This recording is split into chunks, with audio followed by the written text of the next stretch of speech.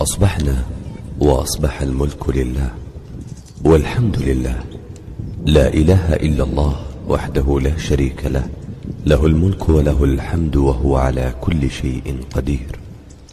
ربي أسألك خير ما في هذا اليوم وخير ما بعده، وأعوذ بك من شر ما في هذا اليوم وشر ما بعده.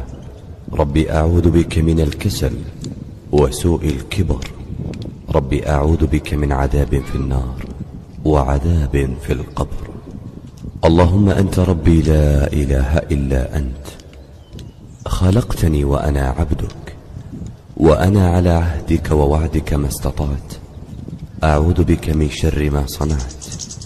أبوء لك بنعمتك علي وأبوء بذنبي، فاغفر لي فإنه لا يغفر الذنوب إلا أنت.